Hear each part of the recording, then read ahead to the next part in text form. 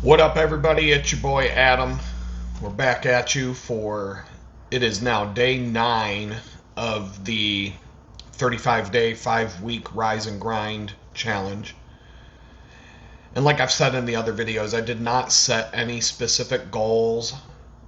Nothing, there's no to-do list I'm trying to check off.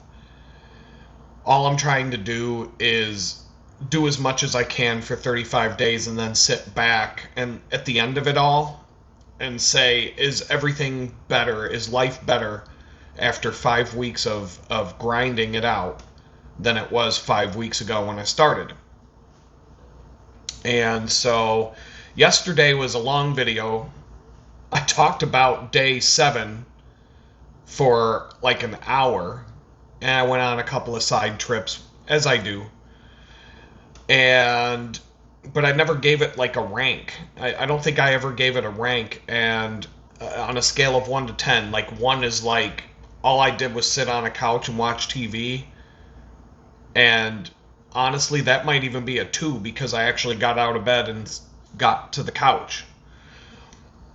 10 would be I did nothing but grind nonstop. I got up at 4 a.m. just like David Goggins, went on a 100-mile jog, went to the gym and did 6,000 push-ups, got on YouTube, did 6 videos, and then, did a couple of speaking engagements and, ran a couple, went over to my headquarters and, ran my business, built 3 websites, and, sold 1,000 photographs. That would be like a 10, right? So somewhere in between is where it's probably going to land. And I gave, which was Friday, today is Sunday, I gave Friday a 5, which was day 7. Partly because I got up late, around 10 a.m., and the amount of work that I did, I skipped going on a hike, and then the rains came and backed up my decision not to go hiking. I did spend 3 hours reconciling accounts and getting all that done. I did a lot of research. I spent at least an hour, maybe more, researching upgrading my accounting tool to do it in a different app to make it a little bit easier to try and take up less time every week. But I'm not ready to make that switch yet because that takes time. And then I decided to go to the Good Feet store to get some arch supports. I talked about that, how they're ridiculously overpriced now, to the point where I wouldn't even buy them if I didn't already have them. And they come with a lifetime warranty, so you can change them out whenever you want. But, wow. And so then that turned into a 3-hour drive because of a bunch of traffic jams and accidents. So I picked up a few plants for the house. And just really didn't have much energy when I came home and didn't get a lot of other things done. Did a little bit of work for a client. I definitely made some progress on client projects that day, but it was all just kind of scattered. So I gave Friday a rank of a 5. And because I did things and it was productive, but at the end of the day it just kind of felt scattered, and I woke up late, and it just really didn't feel like it was a good accomplishment. Day 8 was yesterday. Now, I recorded the video in the morning, so I didn't get to tell you everything I did yesterday until now. Today is day 9, and so far today, I got a really late start. Late start is the name of the game for me. I'm not a morning person. Here I am getting I need a little bit of coffee. I'm on my second mug. This coffee mug actually used to be anodized gray. That tells you how old this coffee mug is. Got it at REI like 25 years ago or something like that. It's stainless steel, I guess. Yeah, it's stainless steel. It's kind of insulated. It's got this little stash thing on the bottom that you can unscrew, and you can put coffee grounds in there. And it also has a French press lid. And so I used to have this is a French press that I used to take camping all the time and make hot cowboy coffee in the morning. I'd stick about that much, I'd stick a morning's worth in it, put the French press lid in, put it in my camp box, and I've got another stash down in here for the next morning. So for a weekend trip, Saturday and Sunday, coffee covered. But I just still use that mug to this day. 25-year-old mug. I don't know, it just makes me, it's like creature comforts of the past and everything I've been through. Sometimes I cling to my old coffee like a kid clings to a blanket or a teddy bear. So, and the coffee is, believe me, the coffee is just as important to me as that blanket or that teddy bear is to a toddler. So, if I don't get my coffee, look out. Look out. Adam is not going to be a happy camper today. So, today I got up real late. I make it a habit not to set an alarm for Sunday morning, but I had a client meeting at 11:15. I had a client meeting at 11:15, so I had to get out of bed at 11. But I was up around 9, but I just kind of laid in bed and watched YouTube videos and stuff and just didn't want to move. And so yesterday, today was a 2-hour client meeting, and now I'm sitting down to record a video with you guys. And whatever happens, there's a lot of things on my list for today. So I'll rewind the clock and go back to yesterday. I gave yesterday a rank of a 6. Yesterday was better than Friday, but once again, I woke up late, 10 a.m., got out of bed at 10. And it was a struggle. I mean, you can see me in the beginning of some of these videos. If I do the video right after getting out of bed, like within 15 minutes, I'm a wreck. I'm tired, man. I'm like, tomorrow I got to go to the bakery to work all day, but I'm not going to ride my bicycle. And now they're not calling for rain, but I got to take a stash of cold brew coffee to the bakery for me and everybody else to enjoy. And I also need to switch out my locker with new fresh clothing exchange so that I have 3 weeks worth of clothing to change into when I ride my bike to and from, and that allows me to do it without having to carry a backpack. And it's so much better to go on those 25-mile bike rides with nothing on my body, no backpack, nothing but a shirt and shorts. Feels wonderful. It's a game changer. Way more comfortable. I think that's part of the reason why my average speed is up too, because the aerodynamic drag of the backpack, once you start going above 20-25 miles an hour, the aerodynamics plays a big part. And not having that backpack on my back anymore, the wind resistance is a lot. I can feel that the wind resistance has gone down. Now, this big giant belly in the front with the extra large bike shorts, that's causing some wind drag plus extra weight. I've gone on bicycle rides where I pack 40 pounds of gear in panniers on the back, and it's like trying to start a freight train to get the bicycle moving at a good speed. That's what I'm doing to myself, carrying 40 pounds of extra fat and blubber inside my body. It makes, get rid of that, I'd be able to race. I might be able to go for a race with Lance Armstrong as long as he's off the drugs. But he's probably still cheating. Anyway, day 8 yesterday. Got up at 10 a.m. That is my Achilles heel. Getting up in the morning is not for me. David Goggins, good job, man. Getting up at 4 in the morning and going on your 100-mile jog before you start your day's work. Good deal. If I was trying out to be a Navy SEAL, they got this bell that you ring when you want to tap out and quit. If they chose me, or I guess you have to actually want to do it. Like, they're not just going to pick you to go do it. But if they did, if they're like, hey, Adam, why don't you go to Navy SEAL training? I'd be like, come on. we'd be after like push-up number 5. I'd be like, all right, ding, ding, ding, ding, ding, ding, ding, I'm good. Let me go home. I don't want to do this shit. Fuck that. Plus, what's your prize? If you become a Navy SEAL, what prize do you win? You get to be first one to go die for Israel when we go to invade Iran. Like, you're on the front lines. You're the first one coming to the shore in the inflatable boat to get shot at. Like, I'm good. I'll be a fucking mechanic here at a Air Force base in America, fixing a couple planes or something. Here, go die, guys. Good luck dying for Israel today. See ya. I'm not doing that shit. Fuck that. Dang, ring the bell, man. I'm out. And speaking of ringing the bell, if you want to, keep up to date with what's going on this channel, hit that subscribe button, ring the bell, go to links.litgood.com. I think, that's what it's called. And that's how you can keep up with everything that's going on in my world, and donate.litgood.com.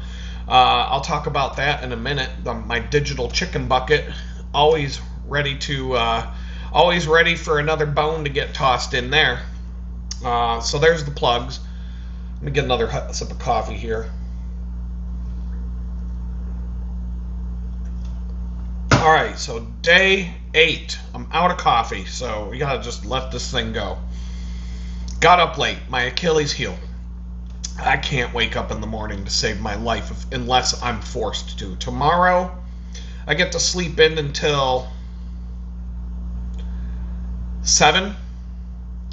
If I wake up at 7 a.m. tomorrow, I'll have plenty of time to chill before I have to leave to go to the bakery, and I'm still going to be early getting to the bakery. Enough time to, get I don't like to just walk in the door, hit the time clock, and be like, here we go! I need to, ease into this crap.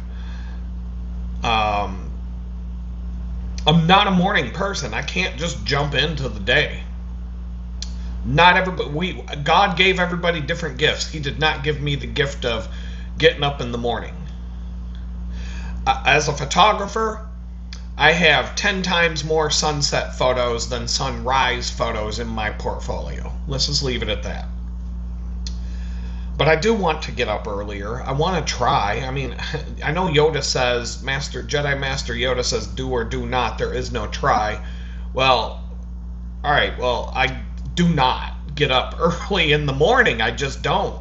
I would, maybe I need to, but I don't. Try. If there's no try, then I don't. But maybe I'll try again tomorrow. It didn't work out. Tomorrow I'm forced to, but so Tuesday I'll be forced to. Wednesday's the next day I get to try to do it. So, yesterday, day 7, did some YouTube channel maintenance. Just, it's a lot of work to do this YouTube stuff. Even if all I'm doing is setting up a camera and talking to you guys. I'm not doing any editing. I'm not doing anything crazy. Anytime you come across a YouTube channel where they do nice editing and they have a professional thing going on, that's how they make their living. I'm not making a living here on YouTube. I'm shadowbanned. I've had 1,220 subscribers since September of 2024 when they shadowbanned and locked my account. It's never going to grow. That's fine. Whatever. I say things that they don't want you to hear, but they don't mind getting a few pennies here and there from the ad revenue from the people that do watch and listen, but they've pretty much put the kibosh on my channel impressions, and so nobody new gets to discover. There's plenty of other channels who do what I do, who grow and grow and grow. And so I know that they're just playing their games. And whatever, it is what it is. But anyway, there's still work to be done that you don't know about unless you do this stuff. It's tedious, it's cumbersome, it takes hours. It is the least dollars per hour job I've ever had in my life. I don't even know if I make a penny per hour doing this. But, then you got Mr. Beast making millions of dollars, maybe billions at this point. Who knows? You got, you got all these people. They pick and choose the winners and the losers, and that's just how it is, and that's how it's always been. So whatever. I know there are people with hundreds of thousands of subscribers who do what I do, the way I do it. So say the things I say, whatever. Maybe I missed the boat. I don't know. I'm not going to cry about it. That's all I'm going to say about it today. After I did my YouTube channel maintenance, worked on a client project, and I made really good progress. I'm flying through this. I finished a prototype, started building out a website from the prototype, got farther than I thought I was going to be. Not building the website, but adding new pages to an existing website. But they have a lot of design to them. It's not a template. It's basically new design patterns for all the pages. So it's not like I can just take a template and plug in some crap.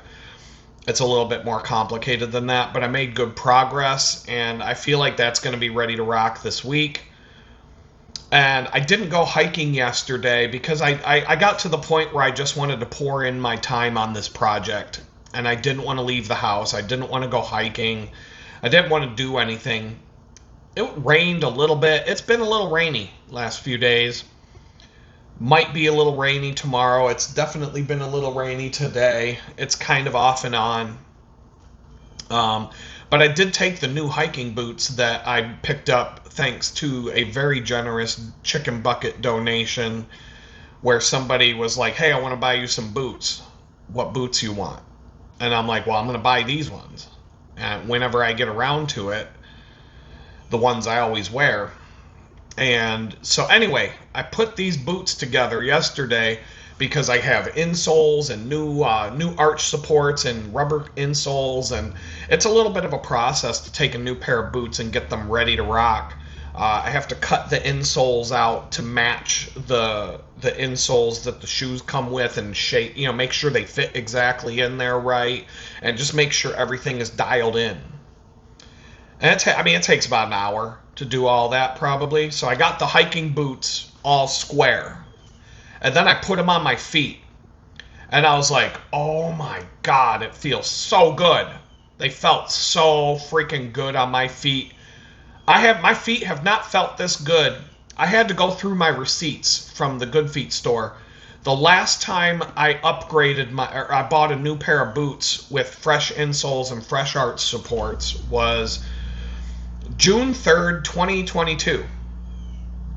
So from June 3rd, 2022, almost 4 years later, I have not treated my feet to given them the right treatment. I couldn't take these things off my feet all day. My feet felt so good. I walked around in these boots around the house everywhere I went, sat at my computer with them on my feet, just being like, oh my God, these feel amazing. My whole back, they're so supportive, and they fix my broken flat feet and my crooked body. My spine was cracking and popping, and my neck was like back into place. And I wore these things all day, just trying to lightly break them in, and they felt amazing. Oh, shoes are so important, especially when you got screwed up feet and a messed up back and a messed up body.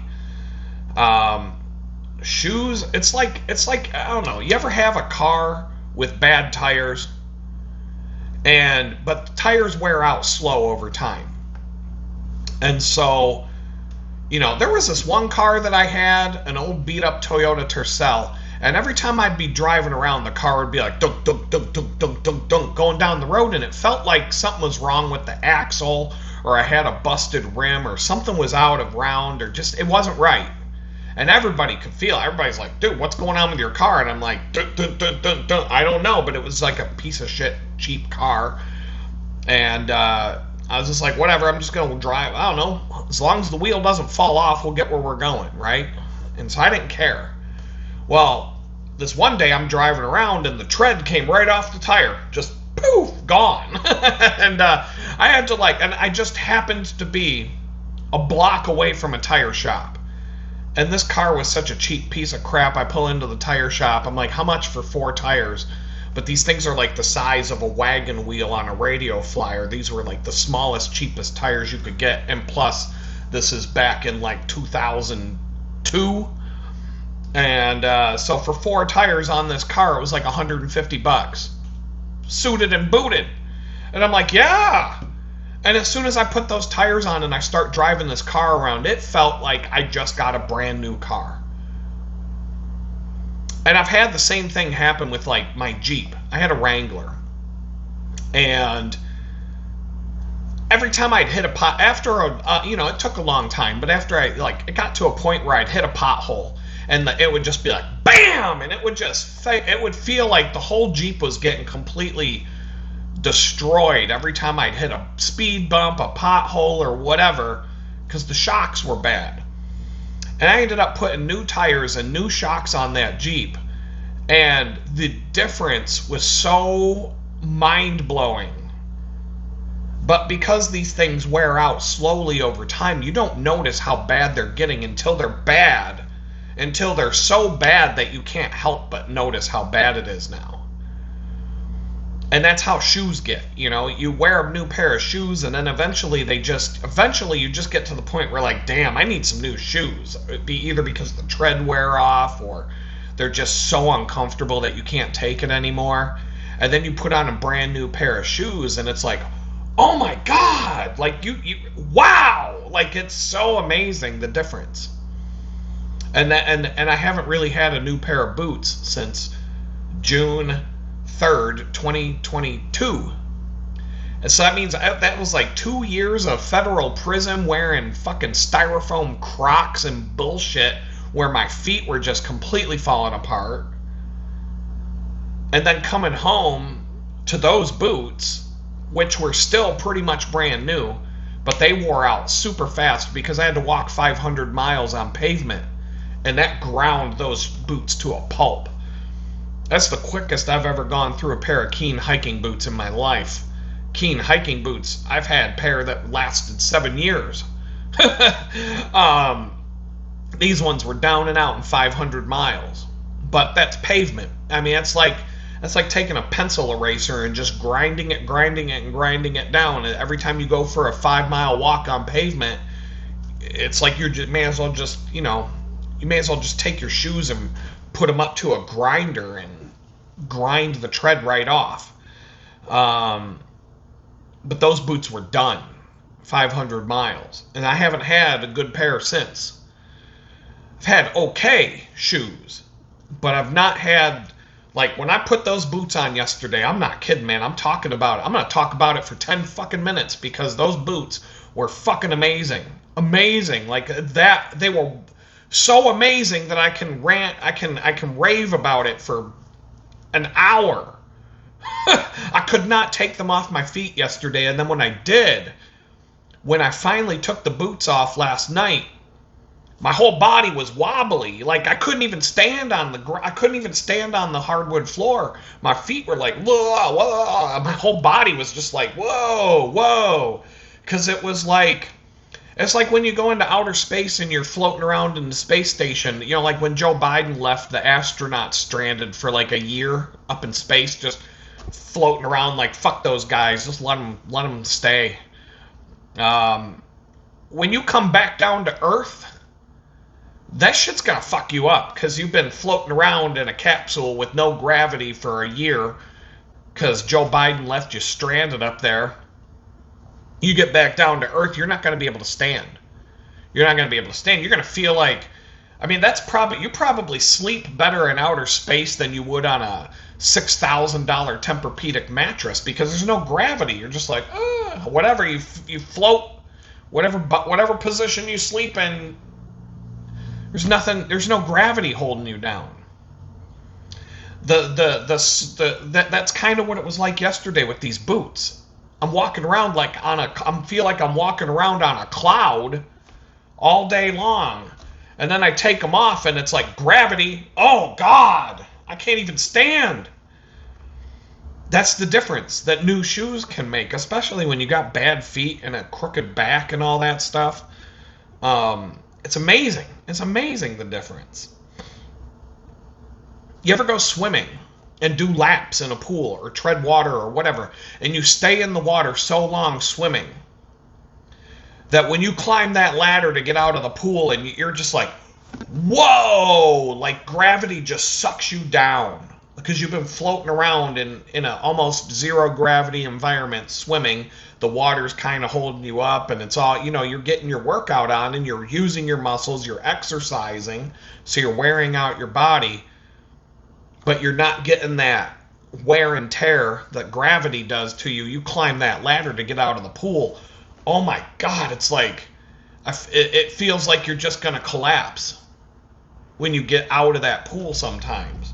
That's the same, multiply that by 1,000, and that's what those astronauts that Joe Biden left floating around in space for a year or a year and a half or whatever the fuck it was. He wasn't going to go get them. He was like, fuck them.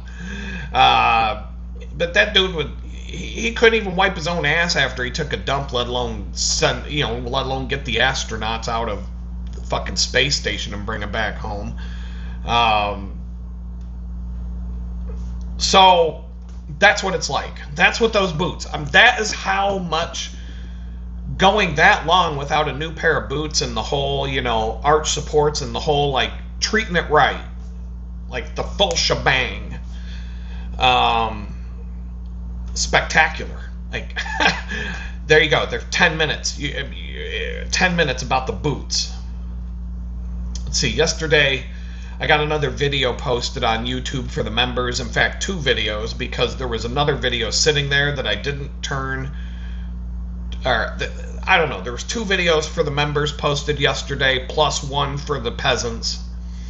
And now today, you peasants get to watch the 2 videos that I posted for the members yesterday, but they'll have ads. But, unless you want to be a channel member, you just want to be one of the peasants, you're going to watch some ads. I'm going to get paid, bitches. So, one way or another, I'm getting paid. 10 cents this month, probably. Woo! Anyway, and then I went back to work on my client project after I did, I take a little break here and there, I do that. But like I said, I did this client project. I was setting my timer. I was using the timer trick, setting the timer for 2 hours and saying, do not be interrupted for 2 hours. Every time I'd get tempted to go do something, I'd look at the timer. Nope, focus, work, 2 hours. Then I'd hear the thing beep at me that the timer's up. Okay, go take a break, go do something, go on some random trip down the internet highway, the information superhighway they used to call it back in the 90s. Go on some random trip down fucking doom scrolling on Instagram or whatever the fuck. Go watch some retarded ass shit, short video, whatever. Go, do some random chore, tinker with the plants, whatever. Do something. Get away from the desk for a little while. And so the client's happy. We're making good progress. I saw photos of the printed book, and today we finished. I helped him get a book published. But there are some flaws. We have the book published on Amazon, and we also had a local print company make about 400 copies of the book. They're a little bit different. The quality of the locally printed ones is a little sus, in my opinion, right now. But the quality, the way they look a lot better than the Amazon copies, but the Amazon ones have a better bind, so the glue and they're different. I mean, it's the same book, the covers are the same, the inside layout, everything is identical except for the paper stock and the glue, and the locally printed ones have full color prints on the inside, front and back covers, where the Amazon version didn't allow us to do that, so we left those graphics off. They both have some problems, but I told my client today, I said, at least we got the book published, we got it in people's hands, people can buy it now. And it's like, Elon Musk had to blow up like 20 fucking rockets before he finally got one to go into outer space without blowing up. So, That's why I told you don't go and get, 10,000 copies of this book printed. Get the bare minimum order, because whatever we find that's wrong with it, we can fix and do another print run later. And that's what we're going to do. I've got like 5 things to go and address in this book already for the next print run. Fine. But now I'm focused on the website and the stuff around it and helping him grow instead of doing this book. And then, so one of the breaks, I took a break in the evening yesterday. I went to the bathroom. Not to go to the bathroom, but I went and finished hanging the shelves that I bought. I had 2 more shelves that I hadn't hung up on the wall yet. And so all the shelves that I bought for my bathroom, because this house is all wide open, there's no storage anywhere. There's no closet space. It's just 2 big open rooms and a bathroom with nothing. No, there were no shelves in here. There was nothing to store anything anywhere the day I moved in. So I had to bring my own shelves, hang my own shelves, the entire place. And I hung this rack on the back of the bathroom door that has a bunch of wire basket shelves, and then I put 2 16-inch wide shelves on the wall. And that made such a big difference. Before I did the shelf hanging, I had no room to put anything. Everything, I had to dig around, and I had a few little bins and a thing hanging on the wall and under the sink.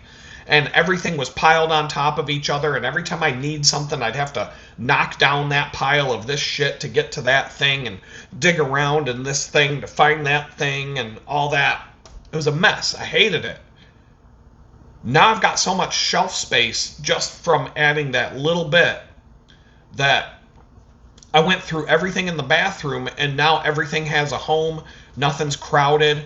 And the 2 shelves that I hung up last night are empty. I don't even have anything to put on those shelves. I don't even need those extra shelves. I bought them, I hung them up. But now at the end of the day, I'm like, I guess I can put some plants, like some little plants on those. They're not very sturdy. You can't put anything too heavy on them or they're just going to come out of the wall. But I can put some succulents and some small little plants along there, and then just try to make it look fancy and make it look as nice as I can for what this place is. This place might look like a dump on the outside, but when you come inside, it's actually pretty tight. I'll take you guys on a tour once I'm done and the floors are mopped and everything's everything's tight looking. I'll take y'all on a tour, and you can see, I went from homeless to this. And I did spend a little bit of time yesterday looking for a new place to live. I've been spending a little bit of time on that. I might actually go look at a place in the next week that's not too far from here. I might actually try to weasel my way into moving into a double wide fucking mobile home kind of a thing in not a dumpy trailer park, but you know what I'm saying. I already kind of live in a trailer park as it is. It's not that bad. But I might go look for a place that I can actually own. And just, the way that those things work, they'll pretty much approve anybody's crappy ass credit score. And you just pay you pay the loan for the mobile home, and you pay the lot fee to have it on a lot. And then when you're done paying off the home, you can just tow it and move it somewhere. Have it moved. That's very expensive, by the way, to have those things moved. It's a pain in the ass. I'd probably just sell the thing and move on. But one way or another, that might be... if my option is rent a place or maybe own a place, even if you don't own the land, that might be all right. I'm looking at people who have got plots of land for sale where they'll do an owner finance kind of situation where you just pay them a little bit of down and you have a piece of land. I wouldn't mind having just a freaking piece of land somewhere and drop a camper on it and drop a shipping container or something like that and just make it into like a here's where we go when the ship goes down kind of a place. And it's time for the zombie apocalypse, and we don't have electricity anyway, so why does it matter? And if that maybe prep up for that kind of situation. I don't know. There's places like that around here where I live. I don't know. I'm just trying to figure out. I would like a little bit bigger space. I would like a space where my kids could come and visit me and have a place to, a room and a place to chill and feel like they live in a normal house, not, this tiny house is fine for just me, but it's not gonna, this isn't gonna last forever, but it's fine for now. I'm in no hurry. I'll wait until I find that I will know when I have found the right situation, whatever that might be. Do I move to Galveston if I'm gonna be a bum for the rest of my life? Fuck it, maybe I could go be a beach bum on the beach. Why not? Beach bum is better than a regular bum because the beach is right there. Go swim with the sharks, the jellyfish, and all that. And so let's see. Client project, hung up shelves, and then I worked on my client's project until about 11 o'clock last night, and that's when I tapped out. So I did. Even though I got a late start, I didn't get out of bed until 10 a.m., but I grounded out until 11 p.m. So, technically, I really pretty much worked on something productive from 10 a.m., like right after I got up out of bed, I was on it, all the way until 11 p.m., and I really didn't take a break I didn't take a break to just relax and screw around. When I took a break, it was me getting up off my desk, going to hang shelves up, or going to wash dishes, or go do some chore, or whatever. So I really didn't stop grinding. So that's 13 hours of nonstop doing stuff, but I gave my rank a 6. I just feel like I could do more. I feel like if I'd gotten up in the morning at like 6, 7 a.m. and hung out for, maybe get started at like 8, 9 o'clock in the morning, that'd be like 2 extra hours. I might give myself an 8, I don't think I can give myself a 10 unless I make some major accomplishment, unless I do something that's like, wow, you really fucking did it. So I gotta save those 10s, but I've already done a week of grinding it out. What have I learned so far, or what do I feel? I had a lot of anxiety hanging over me, feeling overwhelmed. Just generally feeling overwhelmed about 100 different things, and I still have that. But I can say that over the last week, being conscious of like work, don't fuck around. And I'm still doing enjoyable things, but I'm working, and I'm not just sitting around with that anxiety and that feeling of being overwhelmed by all kinds of things. I'm just taking little baby steps towards the things that I'm overwhelmed by and making little bits of progress across the board so that I don't have to feel as overwhelmed. And it's working. I feel better. Here it is a week and a couple days after the fact when I decided to start this grind challenge.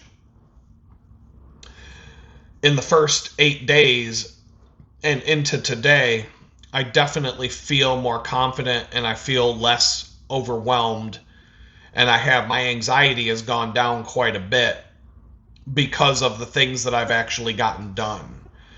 I can still look at the list of things I got done versus the mountain of things that I have to do. That seems impossible. But you don't get to the top of Mount Everest by sitting around bitching about how tall the mountain is. You gotta, if you're rich, you can have some Sherpa, you can have somebody carry all your shit up there for you. So you don't but you still gotta get up off your ass and walk. They're not gonna tow you up to the top on a sled or let you ride piggyback on a Sherpa's back. I don't think. Maybe if you pay them $1 billion, someone will carry you up there. But otherwise, you got to get up there. yourself. Yeah, I don't think there's anybody in a wheelchair that's made it up to the top of Everest yet. So you got to do it. You got to. I mean, at some point, you got to get up off your ass and take those steps. But at least in the spiritual realm of things, when you start taking steps in the right direction, the universe kind of comes to meet you, or God will reduce your journey. I watched this dude's video. His name's Friar Tuck. He's like a perpetually homeless guy. I think a lot of it by choice, or he's trying to make a living by being homeless on YouTube. But people pointed him out to me when I was homeless and I started doing YouTube, and so I chat with the guy every now and then through the comments and through his live streams and whatnot. But he had this one video the other day where he started out hiking with his dog, and he was in a really bad mood and walking down a road with no shoulders and a lot of traffic, trying to shoot a live stream video at the same time, and he was really, like, you could tell he was pissed off and just overwhelmed by everything. But he was out there doing it. He's walking from, I think, somewhere out past St. Louis. I don't know where he started his walk. I think it was in Missouri somewhere. And he's walking to Philadelphia. Okay, and he was somewhere in Illinois or somewhere in Indiana on this particular day. And he was just in a really bad mood. He's like, fuck this and fuck that. I mean, he probably not swearing so much, but like he was feeling it. But he's out there taking the steps in the right direction. Well, somebody just pulled up next to him in a car and was like, hey, you need a ride? He's like, yeah. And he's like, see you guys. He shut off the live stream, jumps in the car. This dude drove him 10 miles down the road and dropped him off somewhere. Now, at his speed, that's like a day's journey cut off. Like that, a random dude, he wasn't hitchhiking. Somebody just pulled up and said, hey, you need a ride? Yeah, got a ride. He got 10 miles off of his trip by getting a ride and getting that boost. And that's kind of like what God does. If he had just stayed in his hammock until 2 in the afternoon and didn't feel like hiking, then walking with the dog that day, and just decided to sit by the creek or wherever he was camping for the night,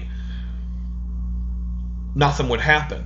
But he got up, started walking, started doing the thing he doesn't want to do, and then boom, all of a sudden you got a 10-mile power boost, right? And so those kinds of things will happen. And so that's kind of what I'm looking for on this challenge. If I get up off my ass and start grinding it out, even if it's late, even if I get a late start, if I just try, I look around the house, I see chores, I see my house, for the last 9 days, every time I look around my house, it looks better than it did yesterday. I see improvements all over the place. There's a little bit of clutter. There's clutter all over the place. That's why I'm not taking you on a video tour yet. But if I were to just say, stop everything and make my house spiffy, I would be able to get the place video tour worthy before before the sun goes down. I could spend a day on it, and not only would I get the place video worthy, I would probably accomplish a bunch of things and actually move some things forward that I've been stuck on or just not finding the time to do. So it would actually it would move the ball forward in a lot of ways if I would just take one day to do that now. But I just keep chipping away at it for the last 9 days, and I'm also trying not to let it go backwards. So each day I chip away at this, I chip away at that, and then each day I'm like, it does look better today. It does look better today. Look back a week ago, oh, it's way better today than it was a week ago. But you can see on top of my fridge right there, I've still got all these water bottles to fill. That's a pain in my ass. But I can do, as long as I fill more than I drink, eventually that will be all put away and done too. So that's today's update. Chip away at it.